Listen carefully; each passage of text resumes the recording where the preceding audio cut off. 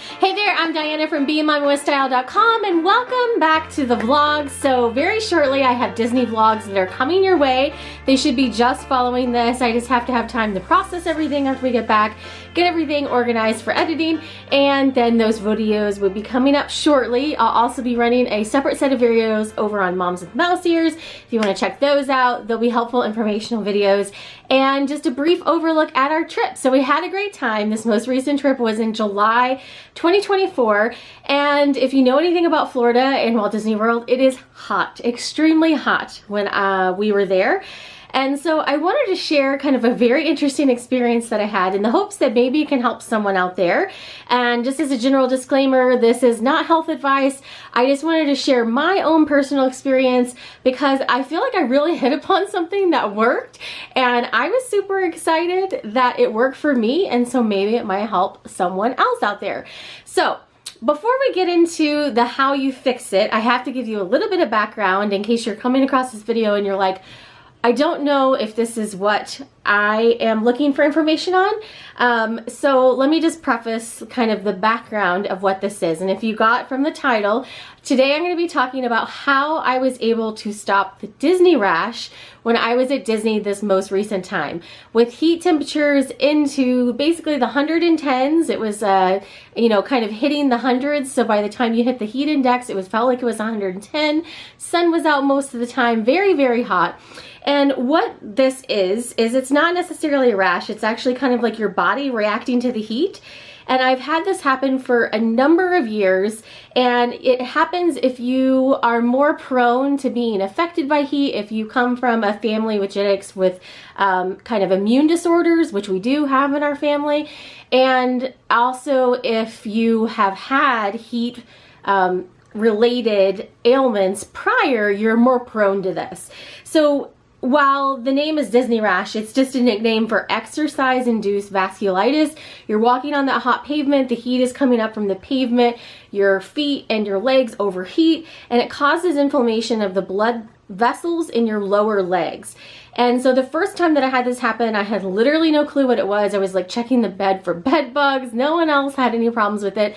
And I've been dealing with this the first time I went to the doctor in Michigan to figure out what it was.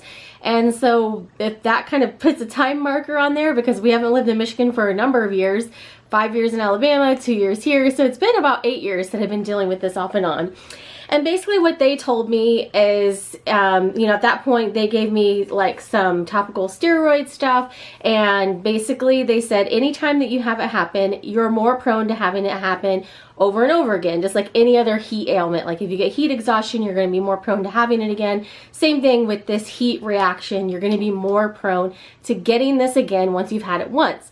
That trip was like an October or November trip. It was again in the hundreds, and sure enough, anytime that it would end up down there, when it would be about over 90 to 95 degrees, just the heat coming up from the pavement would start this reaction. And if you've ever had this, you know that once it starts, it kind of like snowballs. So it starts with a little bit, typically for me, on my inner ankle, and then it kind of starts wrapping around your whole leg, and it kind of keeps going exponentially. And most of the time, I have never been able to figure out a way to stem it. I can find a way to reduce getting it to start, but once it starts, it's kind of like a snowball effect. It just keeps going until you just get out of the heat and you're not exposed to the heat. I've tried all the typical things that you see online, putting washcloths on my legs. This most recent trip we did, I do want to note, hit the pool every afternoon. So I was off my feet every afternoon and in the pool. So there are maybe a couple of variables here that were a little bit different, but I want to kind of share those in case it can be helpful for you. And every other trip prior to this, once I've had it start, it just keeps snowballing. I could not get it to stop. I take Benadryl preventatively before I arrive because it's kind of a reaction with your body. I take ibuprofen to hopefully reduce the swelling, because swelling makes it worse. It just keeps inflaming those blood vessels. And although that can help kind of delay the start of it, I wasn't completely stopping it. And then once it would start, it would just keep going. At night, I try to elevate my feet, put cold washcloths on my legs, the whole bit. But again, on all previous trips for about the past 7 or 8 years, if it's over 100 degrees and this starts, it would just kind of snowball and keep happening. So then what happens at that point is it's kind of uncomfortable. It's a little bit unsightly, and it makes you conscious about it. Like, it's something that can't be transferred from person to person. It's just your body reacting. So it's not something you have to worry about giving to anyone else, but it does kind of make you feel awkward because you don't want people like looking at you going like, whoa, what is up with you? So I've tried wearing leggings. It makes it worse for me. I've tried wearing socks over it. It makes it worse for me. Anything that holds in the heat and constricts, it just makes it worse. So the past couple trips, especially during the warmer time periods, I found that wearing these yoga bottom sandals, which I will link below, I have tons of these. I have about probably 8 or 10 pairs at this point. This is what I wear most of the summer. I wear these all throughout the parks. They keep my feet cool, and it would delay the start of this reaction. So I have tons of pairs of these, all different colors. Primarily, they mostly had this taupe bottom and the black bottom. This is important because it's one of the things I'm going to mention. And it would delay the start, but usually by about day 2 or 3, the reaction would start in.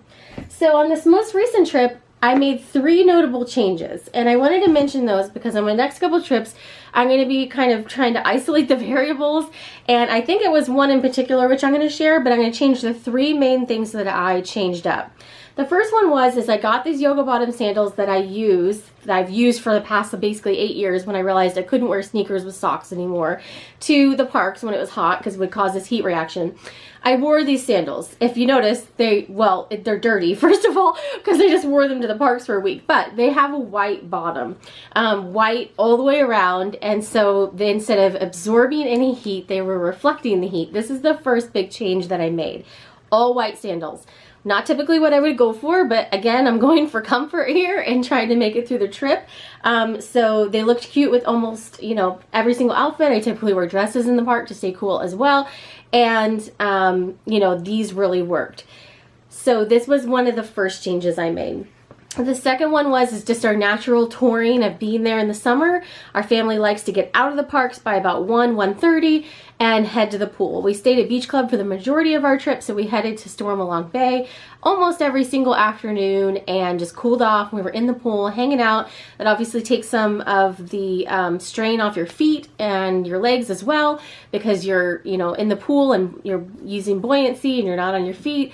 So I think that definitely helps with the swelling. So that was item number 2 that we made sure we did every single day on this trip that I think helped. The third thing that I wanted to mention, and this was something that I had never tried on any other trip, and I think this was the thing that made the huge difference on this trip and why I'm going out of my way to make this video, okay?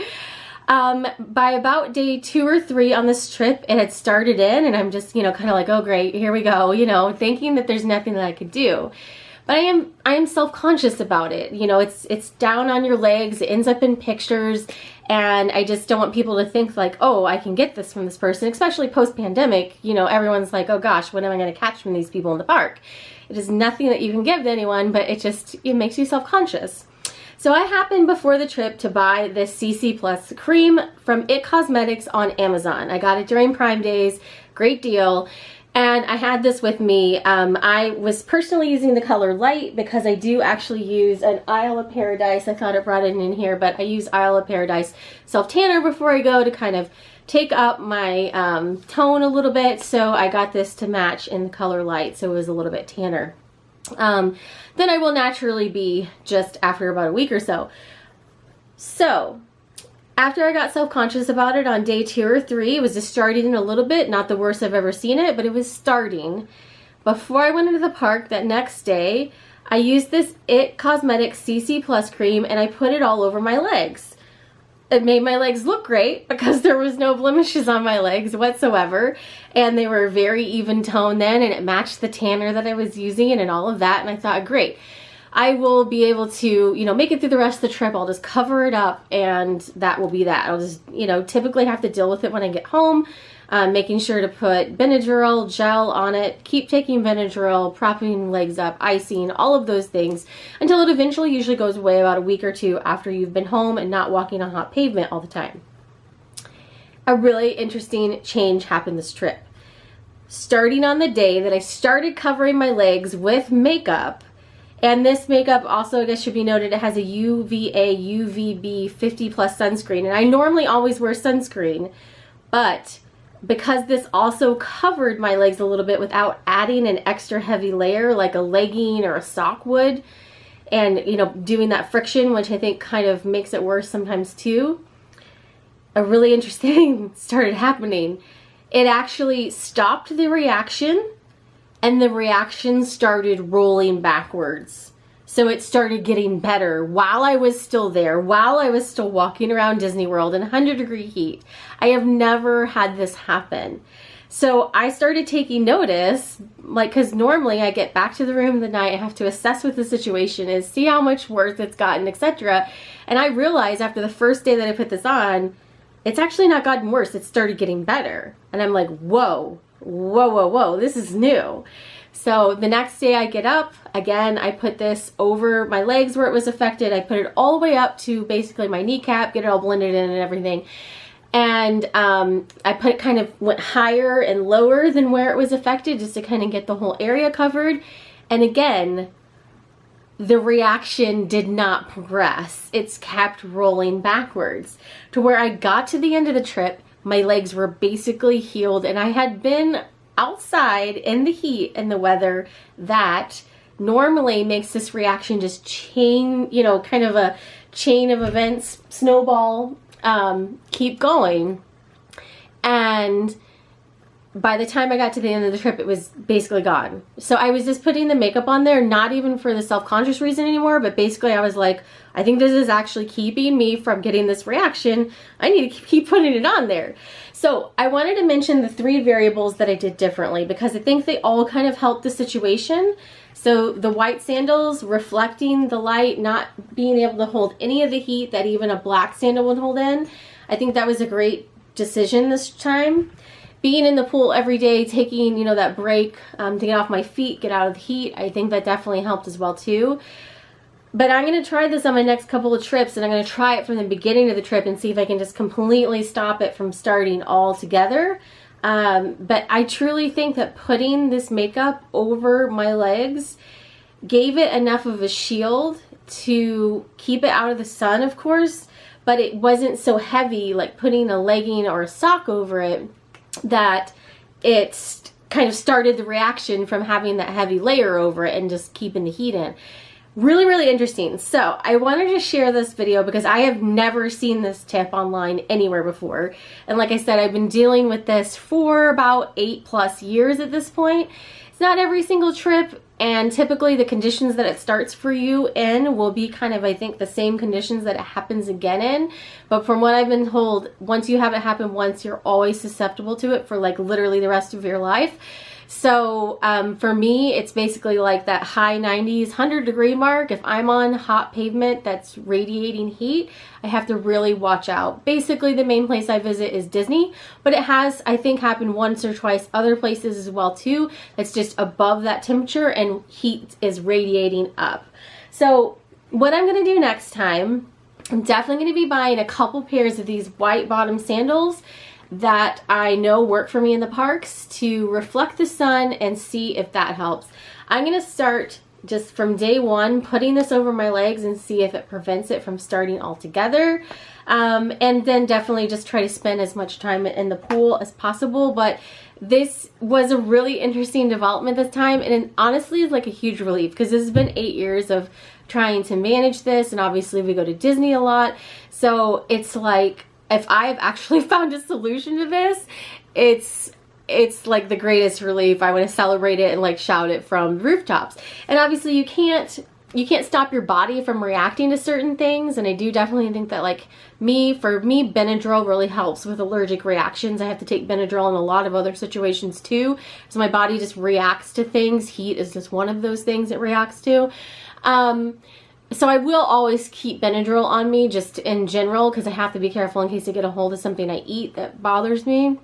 But if I can stop this reaction or mitigate it after it starts with one of these things, I definitely will keep doing that in the future. So I want to share these tips. Let me know if you have any tips that you want to share for the same ailment. Again, something I don't normally talk about, and I normally haven't had anything positive to say about it other than good luck. But this trip was totally different. It was the middle of July, one of the hottest times to be at Disney, heat indexes of 110, bright sun the whole time, and I cannot believe I like literally am here. My legs they look perfectly normal right now. That's not how I normally would come back at this time of year, so definitely want to mention that.